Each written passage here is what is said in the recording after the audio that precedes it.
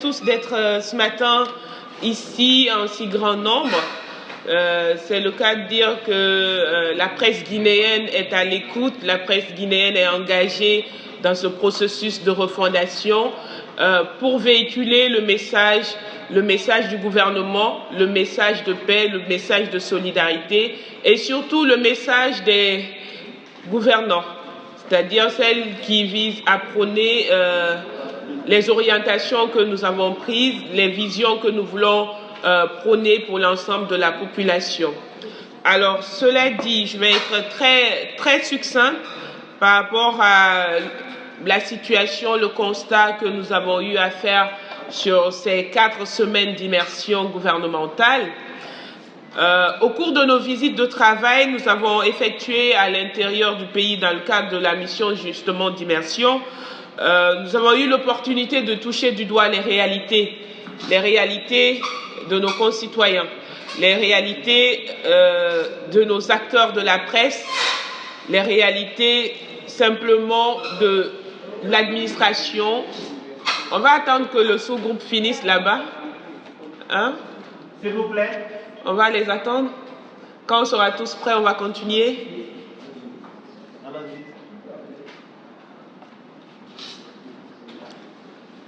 C'est bon?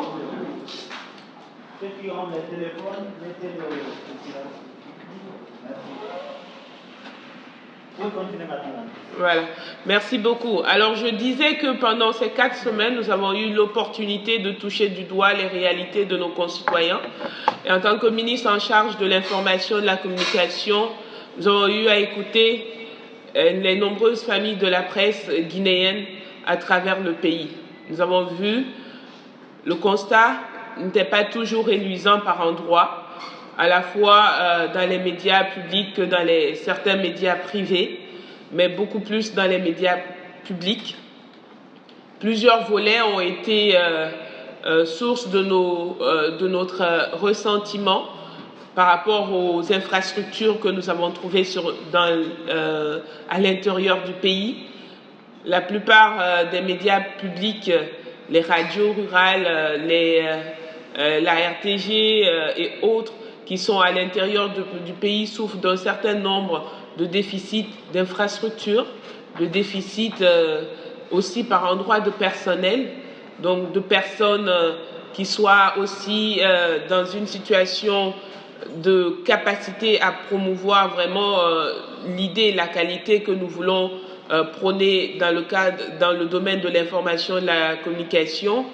Et quand je parle de capacité, cela rejoint également la presse privée qui, à plusieurs reprises quand même, m'a interpellé à savoir si des formations pouvaient être aussi délocalisées à l'intérieur du pays. Nous avons eu l'occasion aussi de visiter, pour faire un sommaire, nous avons visité environ 18 radios rurales. Nous avons visité 14 radios, plus de 14 radios privées. Nous avons visité des télévisions privées. Je peux citer Faso TV à Cancan, qui est un exemple de détermination. Nous avons pu visiter aussi les sites de diffusion. Nous en avons visité plus de 14 sites de diffusion des médias publics, bien entendu. Nous avons eu l'occasion aussi de visiter les sites d'infrastructures partagés par l'ex-Sotelgui, qui est aussi un de nos gros partenaires où nous partageons les différents équipements. Nous avons eu l'occasion de visiter les centres émetteurs, qui constituent aussi des points de relais de nos sites. Nous avons eu l'occasion de visiter la Poste guinéenne, parce qu'en tant que ministre en intérim qui assure l'intérim du ministère des Postes et Télécommunications, nous avons eu l'occasion aussi de regarder ces points. Et nous avons mis l'occasion à profit pour mettre en place nos directions régionales de l'information et de la communication. Pourquoi cette décision ou pourquoi ce choix? Parce que nous sommes dit, au niveau central, nous avons déjà un certain nombre d'acquis qu'il faut aussi garantir au niveau déconcentré. Et ce qui nous a permis aussi, à travers un décret que Monsieur le Président de la Transition a bien voulu signer, mettre en place des directeurs régionaux de l'information et de la communication à Zérékoré, à Kankan, à Labé, puis à Kindia, qui désormais pourront représenter directement le ministère dans ces points déconcentrés. Donc pendant ces 4 semaines, nous avons profité pour les installer. Ils ont bien été accueillis par la famille de la presse à travers le pays. Nous avons eu l'occasion aussi d'écouter les associations de presse. Et au cours de ces écoutes, avec l'appui du gouvernement, Monsieur le Premier ministre, avec la bonne volonté et la vision du président de la transition, nous avons obtenu 4 maisons régionales de la presse qui s'applaudissent vraiment.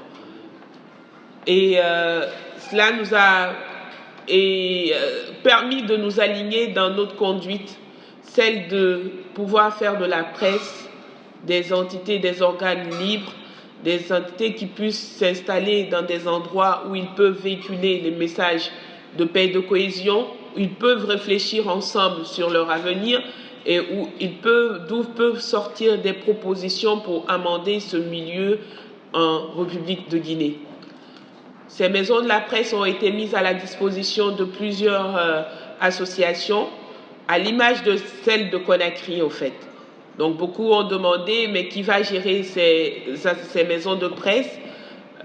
Pour l'instant, les régions comme Akindia, où nous n'avons pas une structure légale d'association de presse, le directeur régional de l'information et de la communication sera quand même en hauteur pour voir de loin la gestion, pour pouvoir appuyer l'administration de cette maison.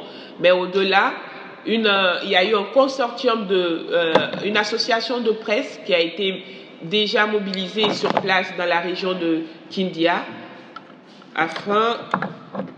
Voilà, c'est bon. C'est bon? Oui. Et pour celle de Kindia, nous avons justement mis, et ils ont un délai de 3 mois pour pouvoir faire tout ce qui est administrativement parlant pour la mise en place de cette maison. Donc, comme je le disais en résumé, pendant ces 4 semaines, nous avons sillonné plusieurs villes. Comme je disais, on est allé dans au moins 18 radios rurales. Nous avons visité plusieurs radios privées. Au cours de ces échanges, nous avons pu écouter des acteurs de la presse engagés, certains avides en attente encore des solutions comme les besoins des solutions en termes d'énergie. Vous savez qu'à l'intérieur du pays, ce n'est pas toujours évident, à la fois pour la presse privée que pour la presse publique, d'avoir l'énergie qui est nécessaire pour le bon fonctionnement de ces médiums de proximité. Et là-dessus, nous sommes alignés avec le ministère de l'Énergie qui a, dans son processus de développement, qui doit prendre en compte ces lignes, ces entités de presse dans toutes les villes pour pouvoir établir son réseau de l'énergie. Nous avons également écouté une presse qui demandait beaucoup le renforcement de capacité, une presse qui demande l'accès à l'information.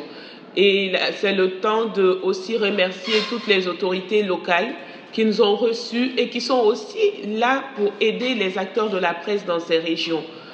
À Zérékoré, par exemple, vraiment, j'ai vu une belle synergie.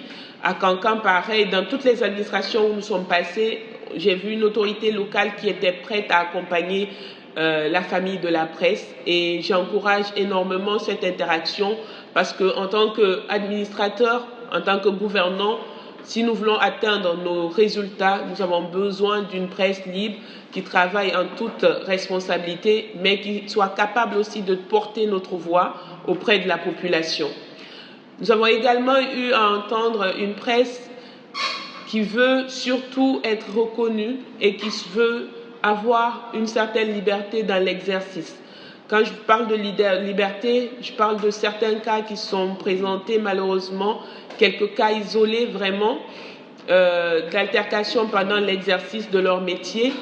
Et là-dessus, nous avons quand même établi avec l'ensemble des acteurs qu'il est important que quand vous allez sur le terrain, en tant qu'acteur de la presse, d'être identifié. Et dans ce sens, je remercie la Haute Autorité de la Communication qui s'est attelée quand même à passer à travers tout le pays pour les cartes de presse qui ont été octroyées. Certes, tout le monde ne l'a pas encore reçu, mais la plupart des acteurs l'ont reçu. Le processus est en marche, nous allons continuer.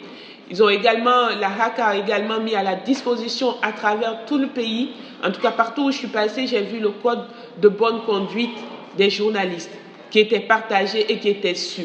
Et c'est ce que nous voulons désormais dans l'exercice de ce métier noble. Nous avons aussi demandé à ce que des gilets soient portés lorsque nous sortons sur le terrain. Ça nous démarque plus respectueusement, ça nous démarque plus facilement. Et donc, nous verrons aussi au niveau du département dans quelle mesure accompagner ce processus pour l'identification réelle des acteurs de la presse dans l'exercice de leurs fonctions. Et nous avons beaucoup entendu parler des conditions économiques des travailleurs de la presse.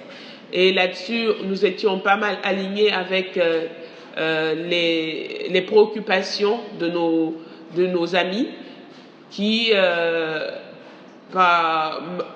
voulaient surtout savoir où est-ce qu'on en était avec cette histoire de convention collective.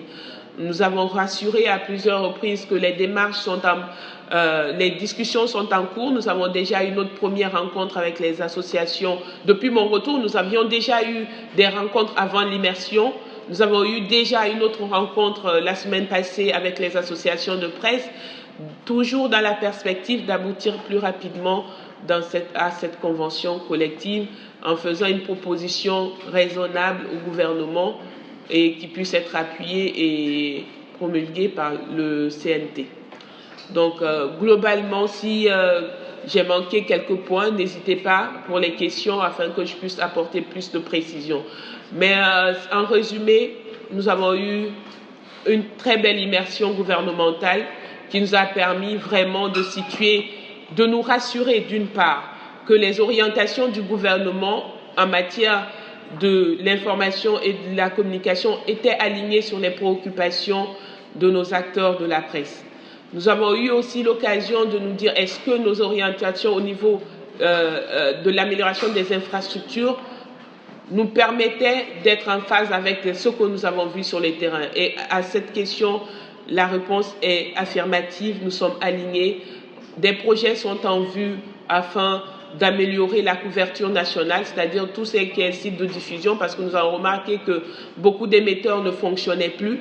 Nous n'avons plus beaucoup d'agents sur le terrain, beaucoup sont allés à la retraite, d'autres sont encore dans une situation de bénévole. Nous en sommes conscients qu'il faut redresser cette situation.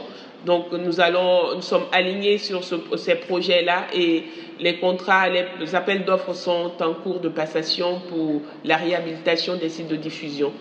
Et pour ce qui est de l'énergie au niveau public que privé, la Basse-Côte et la Moyenne-Guinée, je pense que dans le plan de renforcement du réseau énergétique auront peut-être quelque chose d'ici décembre. Je parle sous le contrôle du ministère de l'Énergie, mais en tout cas, c'est vraiment des points qui sont en cours d'exécution.